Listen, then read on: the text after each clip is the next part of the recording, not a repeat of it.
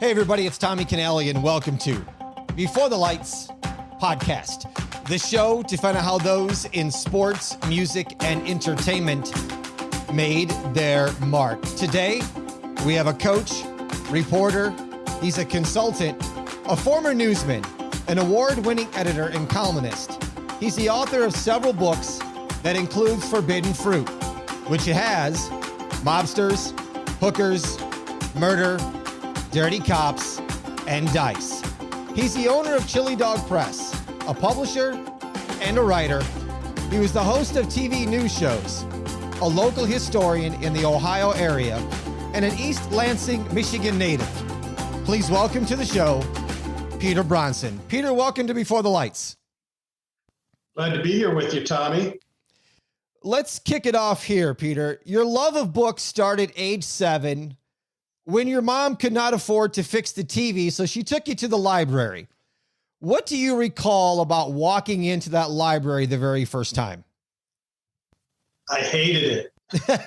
I just wanted to go back to my after-school cartoons and Three Stooges. I did not want to read a book. Was there a certain book then that hooked you into becoming a love of reading and writing?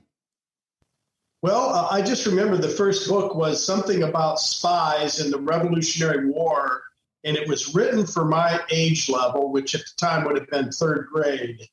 And so it really hooked me. It was very exciting, and whoever did that book, I thank you, and my hat's off to them because they hooked me on reading. You began writing in the 5th grade, and when did you know that you wanted to turn this into, well, you're reading and writing into a career and be an author? Well, I started doing newspapers and stories in 6th grade. I tried to start a grade school newspaper, which was unheard of then and now, I imagine. And I was writing stories at the time that I was hoping would turn into a book, which I've never gone back to read, but I'm sure they'd be quite a source of amusement now. Then I became editor of my high school paper. I worked at my college paper at Michigan State University. So all along, reading gave me such a fascination and love of writing that I wanted to participate. I didn't want to just be a spectator of good literature and reporting. I wanted to be in the game, and I wanted to create my own stories. How did Earnest Hemmingway have an effect on you and get you into college? Well, I really liked his books and his stories. One of my favorite books by him was known as Up in Michigan, a collection of stories about his family's place up in northern Michigan, where I used to go up on vacations quite a bit. So I knew the area, and I just loved his style. He had this great way of making his life being into an adventure, and then turning that adventure into books and literature that we all could share. And even today, when I go back and read his writing, I'm really kind of blown away by it. It's just really good. I would agree with you there. You mentioned that you attended Michigan State University, and in your previous job description, I should say, you've worked as a busboy, a bartender, a car valet, a pizza chef, a construction laborer, and a snowplow driver. Outside of hard work, which all those positions are, what, if anything, did those jobs teach you that you're still using today?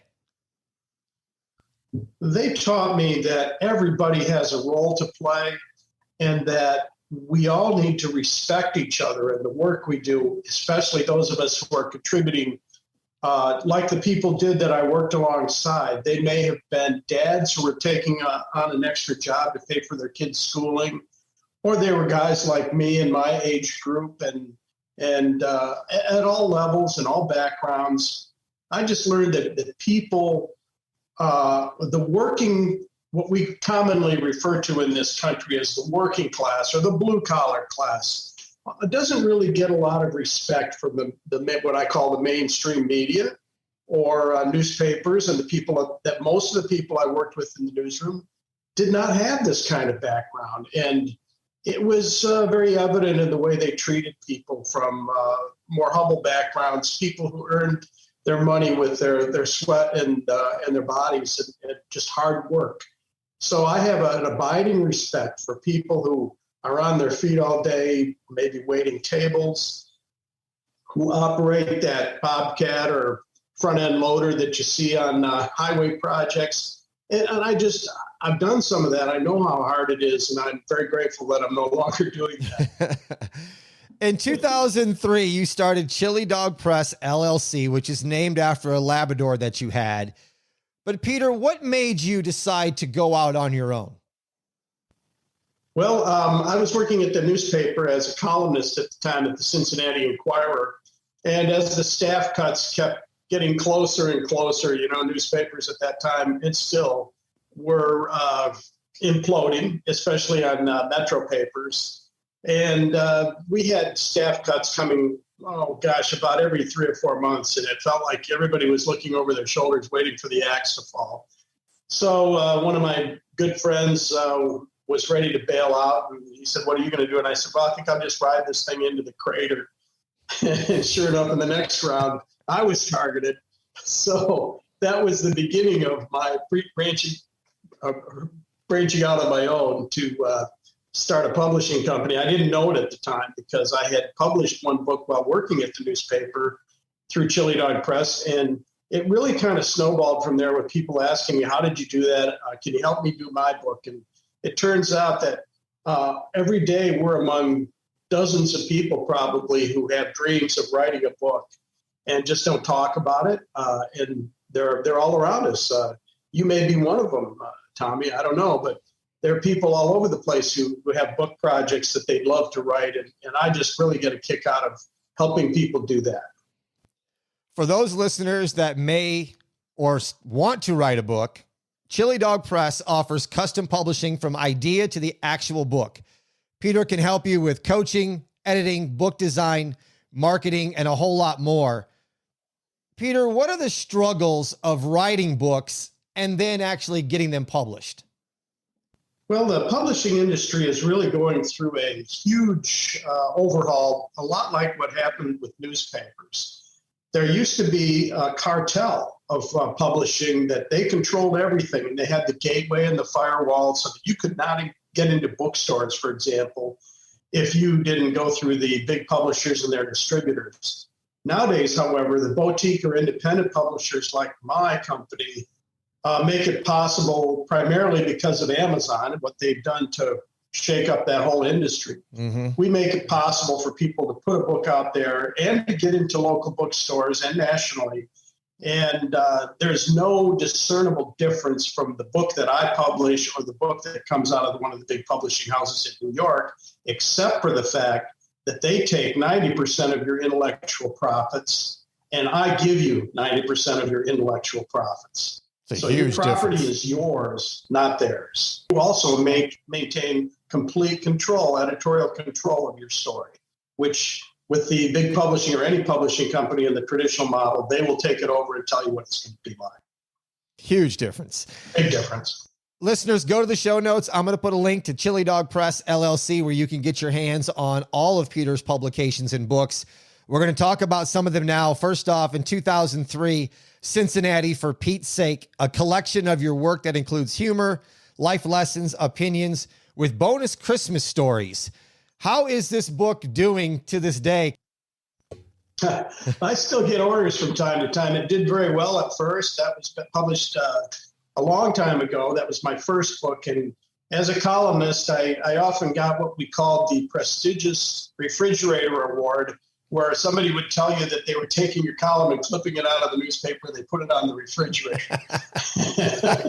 And so if I had the refrigerator award, that was much more rewarding to me than one of these press club awards that are voted on by your colleagues and they're passed around, and which is kind of silly, actually. But so I decided at some point, heck, I'm just going to collect a bunch of these that people like best, and I'll put them all together in a book. And it's still, I still get calls from people, and people ask me about it when I do book signings, and I still sell. 2006, Behind the Lines, the untold story of the Cincinnati Riots. It was a local bestseller. In April of 2001, a riot started to a police shooting in an alley, and then it ended on Good Friday. Peter, I want to get into a couple things on this book. First off, what was the untold story, and were the police blamed at first? The police were blamed not only at first, but they say journalism is the first draft of history, and it's extremely hard to change that once it's been carved into stone in the headlines. So the police were demonized over this. It was very much like what we see today. In fact, this was kind of the early previews of what's happening now with the police defund the police projects and marginalizing. My police friends tell me that it's a horrible time to be a cop. It's morale could never be lower. They feel like they're not supported. Their political leaders do not have their back. One small mistake and their career is destroyed. So what happened was my own newspaper, The Inquirer, had done a lot, in my opinion, to create that atmosphere of disrespect for law enforcement.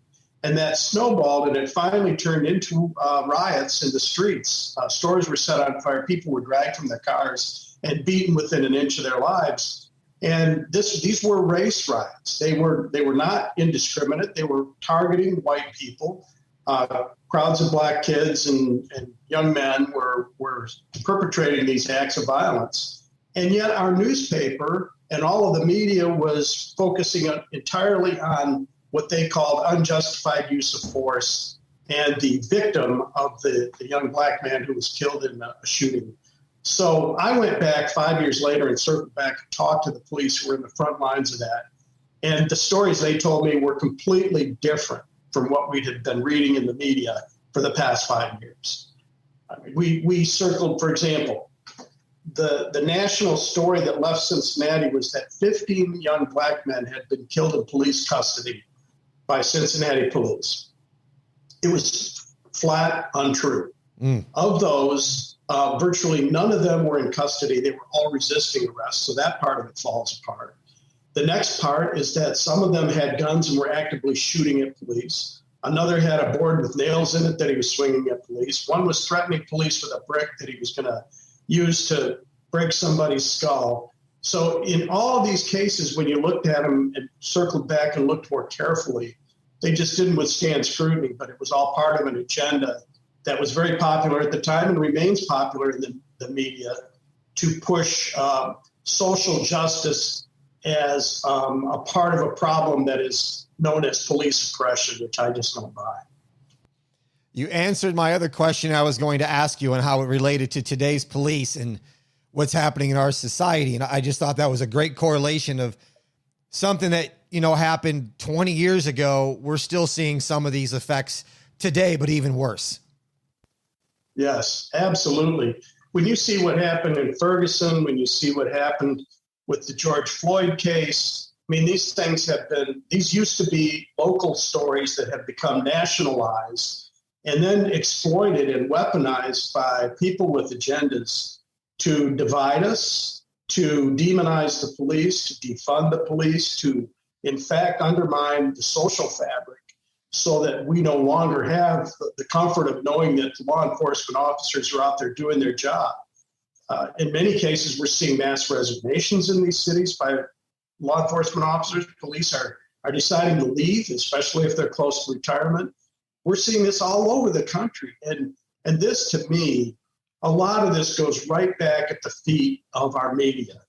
And I have to admit, I wasn't very popular in our newsroom for calling out these things, but I thought it was a responsibility to give people two sides of the story, not just one.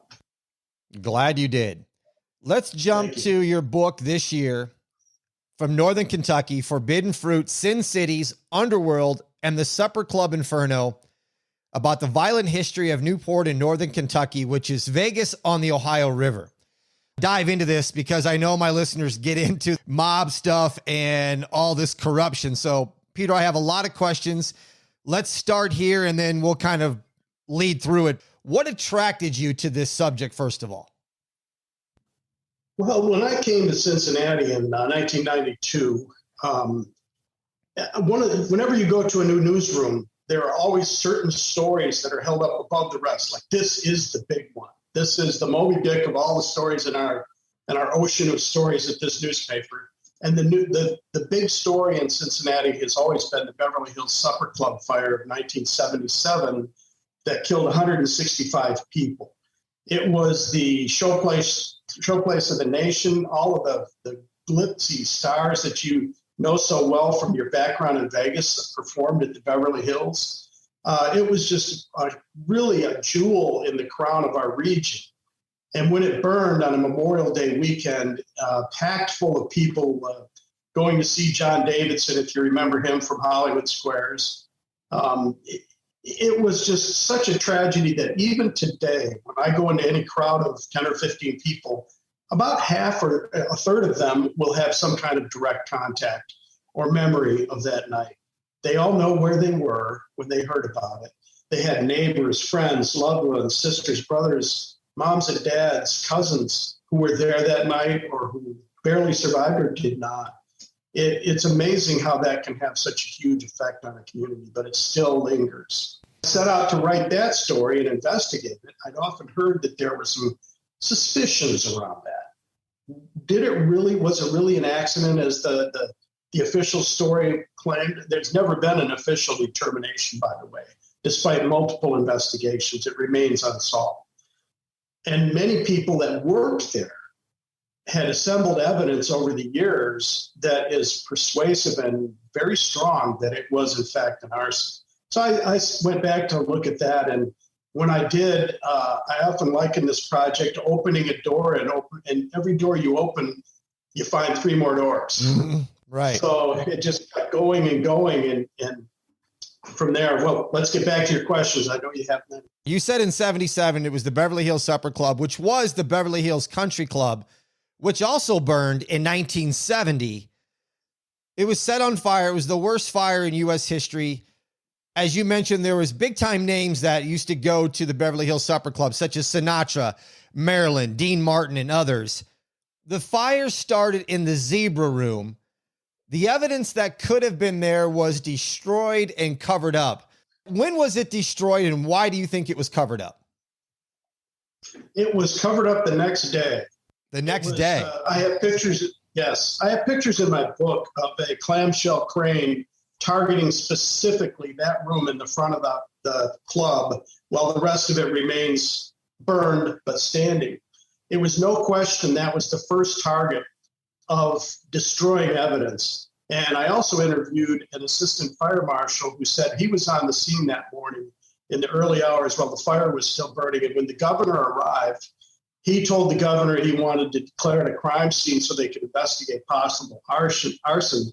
And the governor told him basically, shut up, get out of the way. I'm turning this over to the state police. Wow. And later, through my research, I determined that the governor, the leader of the state police, and others on his 5-person commission to investigate were egregiously corrupt. So it makes it really suspicious. First of all, destroying evidence. You have plenty of people, witnesses that I interviewed who saw various evidence that there was arson, including people working in the ceiling of the Zebra Room the day before the fire and doing things that they said they were working on air conditioning when the room was not air conditioned. They were very threatening and nasty looking people. And they scared some of these people who worked at the club that day. They also saw people in the club, according to 3 or 4 different witnesses I talked to, who were wiping down walls with some kind of a chemical, which we now, looking back, really seems strong evidence that was probably an accelerant. Mm-hmm. And we can see pictures that the state police concealed for years that were finally pried loose in a lawsuit that show evidence of some kind of an explosion and intense heat in the lower level of the basement below the Zebra Room, whereas the official version of the state police report for years insisted there was no evidence of a fire down there. So again and again, there's just so much evidence. And I want to kind of go back before then, because there's been history of arson on that property that dates back as far as 1936. A 5-year-old girl had been killed as well. The mob has had their hands pretty much in everything in that area. And there were nightclub fires in northern Kentucky every year from 1970 through 1977. Were those all arson as well, Peter? The best I can determine is that the local fire officials and police said they believed all were arson, but they couldn't prove it unless they saw somebody running from the building with a can of gas. They found that evidence. They found evidence of accelerants used in most of those fires. It was so common that people said that you could always tell when a club was going to burn down because the owner would be there the night before removing all the liquor. So they were getting the good stuff out. And usually this was the mob taking over or getting rid of the competition because the mob still owned and ran so many clubs in northern Kentucky. And the mob's been known to firebomb many things, buildings, cars, you name it, back in those days.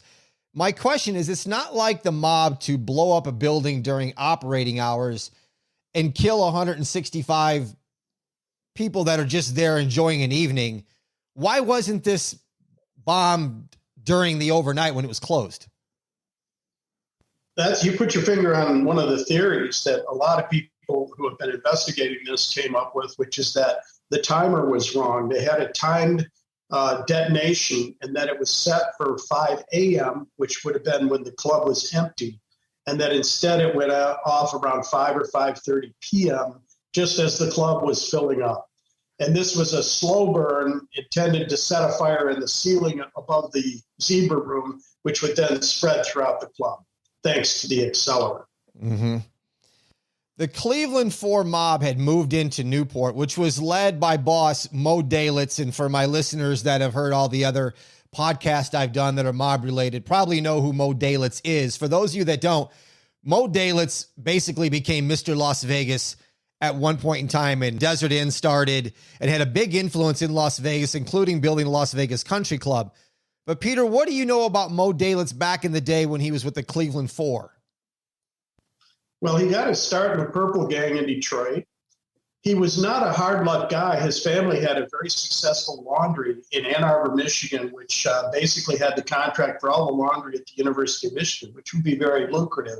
So he didn't need to go into organized crime, but he did. And he was a very ruthless and tough mobster. He was the boss of the Cleveland 4, which included Lou Rothkopf, Morris Kleinman, and Sam Tucker as well, which are names that may have come up with you before. Mo was, he was a very dangerous guy, but very smart too. When other mobsters made the mistake of going into the Kefauver hearings unprepared, Mo made sure that he had an excuse so he didn't have to comply with the subpoena. And as he watched them make fools of themselves and embarrass themselves, he learned from that. So his appearance when he was on TV, he was very charming. He joked. He had the reporters laughing. He actually had them laughing at the expense of the Kefauver senators. But it was all part of his strategy to become what was later dubbed the Silent Syndicate.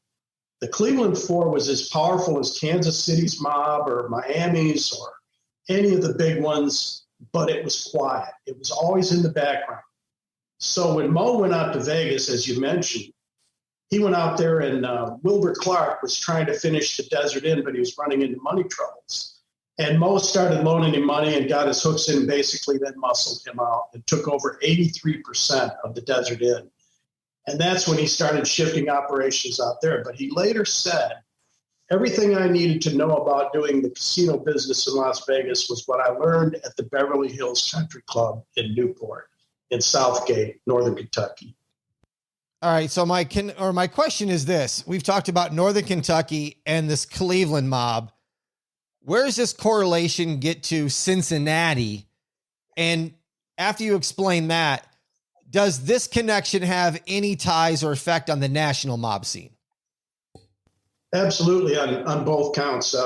Cincinnati is right across the river from Newport.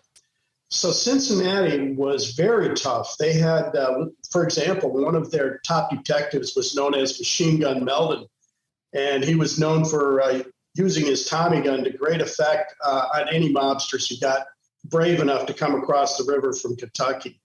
So they kept it very clean on the Cincinnati side of the river, but they also had it both ways. So they would lure conventions to Cincinnati and tell everybody, oh, it's a really clean city. We don't have any of those problems, but nudge, nudge, give you the elbow. If you do want to have fun, just go south of the river into Newport, which is just over the bridge. It was so blatant that the taxis that would pick people up at the Cincinnati hotels had the names of brothels in the windows, prices, clubs. The taxi drivers were taking a bribe to take people to specific brothels and casinos and bust-out joints. So it was really kind of the Chamber of Commerce is telling you one story, and then what's actually going on is something quite different. Now, as far as the connection to the national mob, so Dutch Schultz was actually running the Coney Island racetrack on the Cincinnati side of the river when Mo Dalitz came down. And Dutch Schultz, as you know from your mob history, because you're really good at this, was basically rubbed out by the mob when he got crossways with the big leaders, and they had a council, and they said, let's take him out, and they did. And so Mo Dalitz, who had been given the franchise for the Midwest at their mob summit in Atlantic City, he moved down through Ohio and then into northern Kentucky. The reason this was such a prime location is because the king of the bootleggers, George Remus, had bought up everybody on the Kentucky side of the river. It was a lot easier to bribe and buy the politicians and law enforcement people in these little towns than to try and take Cincinnati in one bite.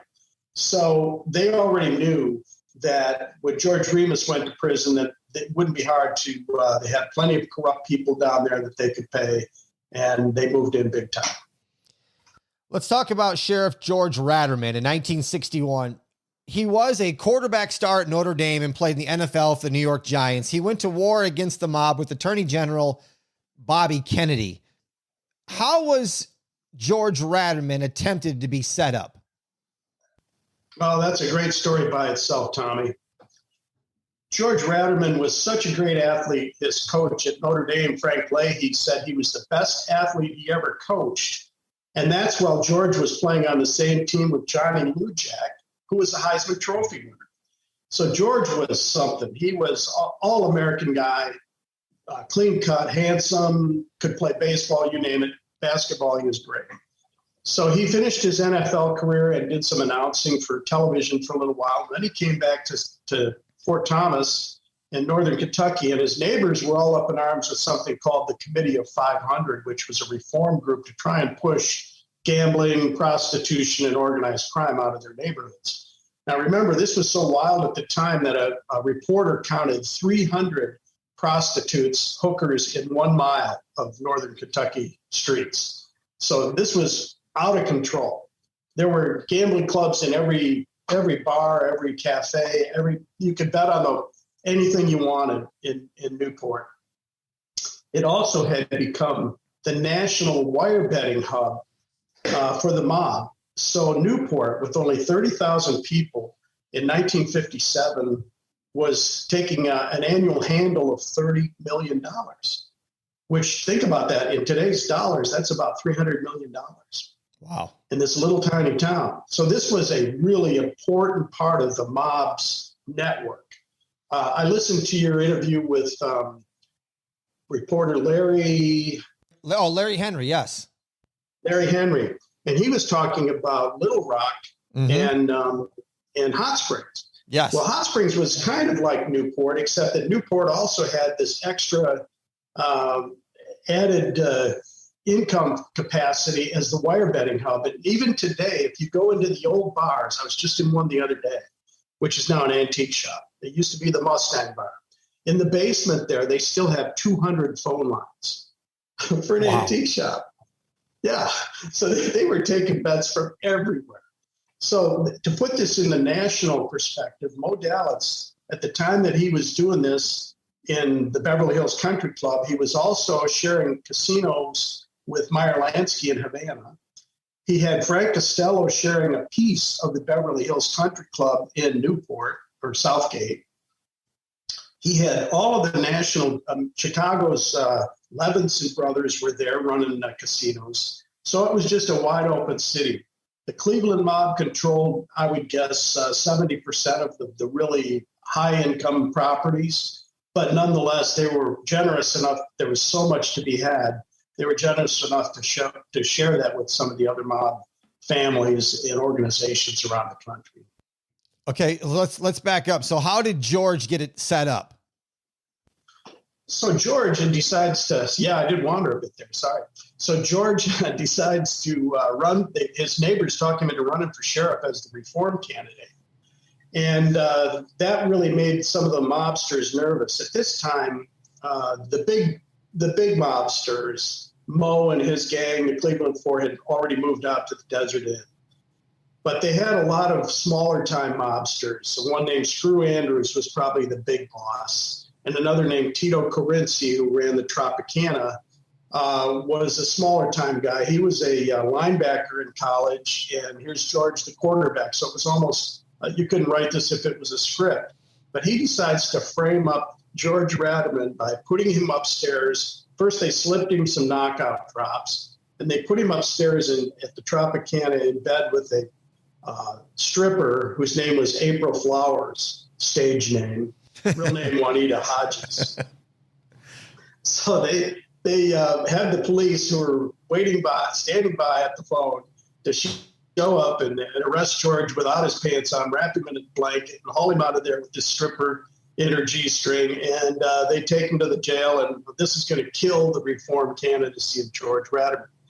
Well, one problem was George had an immediate blood test, and it showed massive amounts of chloral hydrate in his blood. And the whole thing backfired. And in fact, it became such a big story. It was around the world. Even newspapers in Japan were publishing headlines about this amazing frame up with April Flowers in the upper room at the Tropicana and all this stuff. So Bobby Kennedy, who was the new attorney general appointed by his brother Jack, he saw this headline and said, aha, here's my chance. And I think you probably know a lot about Bobby Kennedy's background. He was a ruthless enemy of Jimmy Hoffa. Yep. And he hated the mob, despite his own family's connections. And he decided this would be the place where he would go to war against the mob. And he chose Newport, Kentucky. And that was also their wire betting hub, one of the most lucrative regions in the country. And sure enough, he went to war on them. He sent one of his chief deputies with a blank check to prosecute these mobsters on behalf of George Radaman's civil rights. And they eventually prevailed. So let me see if I can connect some dots here. Could it be said then that the attempted botched setup of Sheriff George Radaman connects to Attorney General Bobby Kennedy, who goes to war against the mob, and that could connect to have an effect for JFK's assassination? Absolutely. This was one of those doors that shocked me. I did an FOI request, Freedom of Information Act, with the FBI files that are now declassified.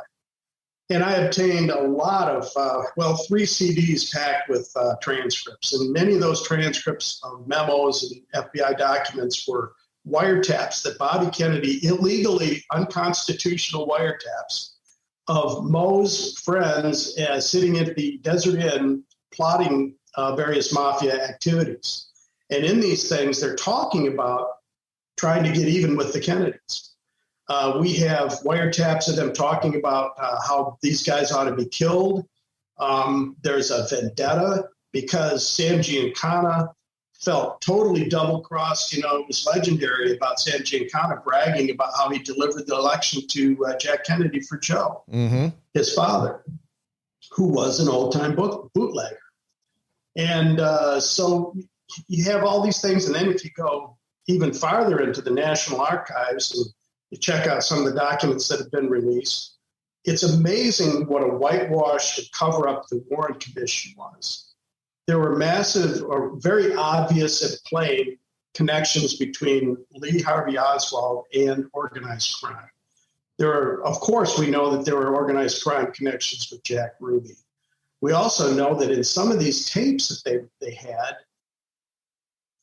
Jimmy Hoffa even suggested that one of the Kennedys, they said Jack was probably the better target because if you kill Bobby, Jack's going to come after you with all the power of the president. So you cut off the head and the rest dies. Well, anyway, Jimmy Hoffa even was caught on tape and by informants saying that he wanted to kill one of the Kennedys with a sniper in an open car in a southern city. How long did it take you to do research for this book? About a year. I'm guessing and assuming that you got a whole lot more than you anticipated when you started this project. Oh, absolutely. It was so much fun. I almost didn't want to turn it loose because there would just seem like every time I'd open a door, more doors. So you'd open that door, and then all of a sudden I find myself getting into this Kennedy plots, and I'm like, I never started out to write a book that involves another examination of the Kennedy assassination, because as you know, there are whole libraries that could be filled with those books. Yeah. But it was just irresistible. And the FBI documents that I was able to obtain were so surprising to me and shocking. And it was also very eye-opening. I mean, I'm no Pollyanna. I've been in the news business all my life, and yet even I wasn't cynical enough to see how much the government lied to us in the Warren Commission, for example, or to see what the FBI and the CIA were doing in domestic politics in those years. It's just shocking and makes you very cynical. Peter, what's on the land these days where the Beverly Hills Supper Club stood in 1977? Well, a project is underway to develop a mixed-use community, a development that would include some assisted living and then other housing that would surround that. There was quite a battle over this, but most people have come to peace, I think, now with 4 decades of time has passed now. And I think people are fairly comfortable with the fact that it's finally being used. Up until the recent development, you could almost anybody that wanted to could go up there. You're not supposed to. It's supposedly no trespassing. But you could go up there and wander the property, and there were signs that were put up. There were showing you where various rooms were where people died. There were really odd things would come breaking up through the surface in the springtime because of the frost heaves, such as glassware, shoes, pieces of kitchen equipment, just weird stuff. And it was kind of a creepy place.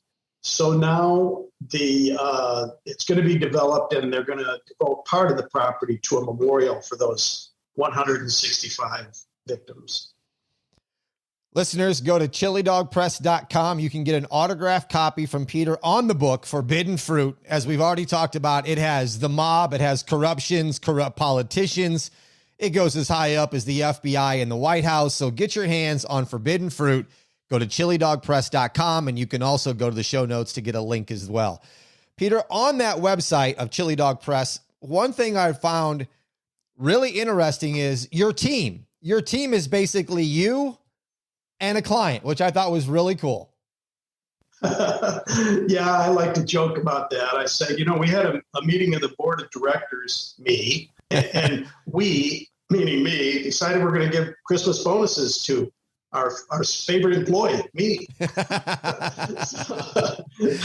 And when my wife or my son help me with shipping or packaging or shit or any of the things that we do here, then I have an annual employee appreciation dinner where we take them out for steak. What have you learned since starting Chilidog Press back in 2003? Well, I've learned a lot about people's dreams and how happy it can make somebody to have a book on their shelf with their name on it. Also, we've had some very successful books. I don't want to give the impression that most people are writing these books just for their personal satisfaction or ego. We've had 3 or 4 or 5, 6 books that are really doing well, and very, very happy authors. So my book's doing well. I've learned that the publishing industry is really changing rapidly, and that there's great opportunities for people who want to protect and keep control of their own intellectual property. And then keep also the rewards of that, rather than having it given over to control to a traditional publisher. Peter, thanks for taking time out of your day and your busy schedule, helping others fulfill their dreams of writing books and being on my show. I appreciate it. It's been a pleasure, Tommy. I enjoy your show and your podcasts, and you're doing a great job. Thank you so much for that. Listeners, please follow me on Instagram at Before the Lights Podcast. And if you'd like to buy me a glass of wine, well, then go beforethelightspod.com/donate. Click on that and enter in any amount you would like to buy me a glass of wine. Would be greatly appreciated.